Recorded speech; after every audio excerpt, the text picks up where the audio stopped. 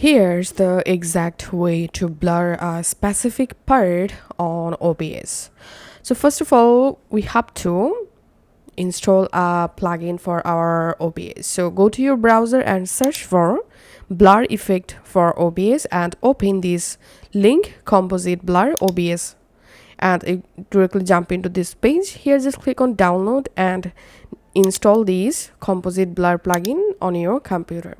Once the plugin successfully installed, you have to close your you have to exit your OBS and then relaunch the OBS Studio.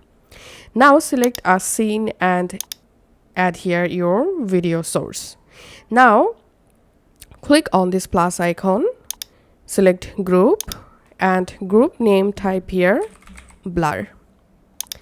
And then you have to duplicate the source, which source you want to blur. So I'm just right clicking on this source and clicking on copy, and then here I'm pressing Ctrl V and we can see the media source successfully duplicated.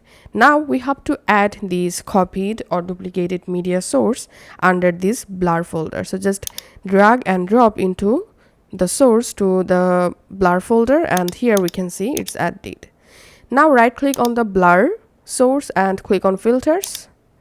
Here click on this plus icon to add a new filter, and here through the plugin you get this composite blur. Just select this, click on OK, and now you can increase your blurriness using this blur radius slider.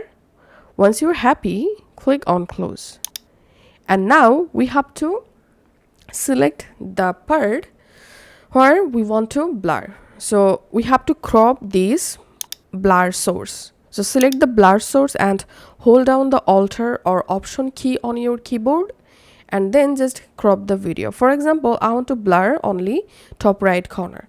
So I'm just cropping my entire scene just like this. And now as you can see, this top right corner is blur. And this is how you can actually blur a specific part. Thanks for watching.